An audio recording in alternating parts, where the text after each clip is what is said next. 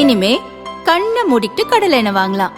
ஏன்னா மந்த்ரா கடலை எண்ணெய் இதயத்தின் தயாரிப்பு. வறுக்க பொரிக்க ஏன் எல்லா சமையலுக்கும் மந்த்ரா தான். மந்த்ரா கடலை எண்ணெய், அபார ருசி, ஆரோக்கியமான உடல் நலம். அமெரிக்கா இஸ்ரேல் இணைந்து ஈரான் மீது நடத்தும் தாக்குதல் உச்சக்கட்டத்தை எட்டியுள்ளது. பதிலுக்கு ஈரானும் அமெரிக்கா ஆதரவு நாடுகள் மீது தாக்குதல் நடத்தி வருகிறது. அணுசக்தி வலிமை கொண்ட நாடுகள் மோதிக்கொள்வது சர்வதேச அளவில் பதற்றத்தை உண்டாக்கியுள்ளது.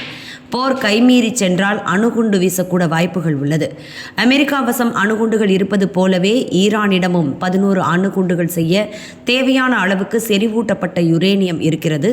இதெல்லாம் நடக்கக்கூடாது என்றுதான் உலக நாடுகள் போராடி வருகின்றன. இந்தியா உட்பட அமைதியை விரும்பும் பல நாடுகள் அமெரிக்கா ஈரான் தரப்பில் சமாதான பேச்சுகள் நடத்தி வருகின்றன. இந்த நிலையில் ஈரானின் மிக முக்கியமான அணுசக்தி மையமான நட்டான்ஸ் மீது அமெரிக்கா மற்றும் இஸ்ரேல் இணைந்து நடத்திய தாக்குதல் உலகையே அதிர வைத்துள்ளது.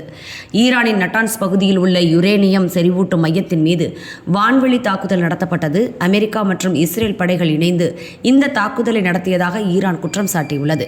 அமெரிக்கா பங்கர் பஸ்டர் எனப்படும் பாதாள அறைகளை தகர்க்கும் சக்தி வாய்ந்த குண்டுகளை பயன்படுத்தியதாக தகவல்கள் தெரிவிக்கின்றன. தாக்குதலுக்கு பிறகு அணுசக்தி மையத்தில் தீ விபத்து மற்றும் சேதங்கள் ஏற்பட்டாலும் அங்கிருந்து கதிர்வீச்சு கசிவு எதுவும் ஏற்படவில்லை என்று ஈரான் அதிகாரப்பூர்வமாக அறிவித்துள்ளது. ஈரானின் அணு ஆயுத தயாரிப்பு முயற்சியை தடுக்கவே இந்த தாக்குதல் நடத்தப்பட்டுள்ளது. நட்டான்ஸ் மையம் நிலத்தடியில் பாதுகாப்பாக கட்டப்பட்ட ஒன்று. இங்குதான் அணு ஆயுதத்திற்கு தேவையான யுரேனியம் செறிவூட்டப்படுகிறது. ஈரானிடம் தற்போது 60% செறிவூட்டப்பட்ட யுரேனியம் கையிருப்பில் உள்ளதால் அது அணு ஆயுதம் தயாரிக்கும் நிலைக்கு மிக அருகில் இருப்பதாக அமெரிக்கா கருதுகிறது. இந்த தாக்குதல் ஈரான் மற்றும் இஸ்ரேல் அமெரிக்கா இடையிலான மோதலை உச்சக்கட்டத்திற்கு கொண்டு சென்றுள்ளது. இதற்கு பதிலடியாக ஈரான் தனது ஏவுகணைகளை இஸ்ரேல் மீதோ அல்லது மத்திய கிழக்கில் உள்ள அமெரிக்க தளங்கள் மீதோ ஏவ வாய்ப்புள்ளது. தற்போது கசிவு இல்லை என்றாலும் தொடர்ந்து இதுபோன்ற தாக்குதல்கள் நடத்தப்பட்டால் அணு உலைகள் சேதமடைந்து பெரும் கதிர்வீச்சு விபத்து ஏற்படலாம். இது ஈரானை மட்டுமின்றி அண்டை நாடுகளையும் பாதிக்கும் என சர்வதேச அணுசக்தி முகமை எச்சரித்துள்ளது. இந்த தாக்குதலை ரஷ்யா போன்ற நாடுகள் கடுமையாக கண்டித்துள்ளன. இது சர்வதேச சட்டங்களை மீறும் செயல் என்று அவை கூறுகின்றன.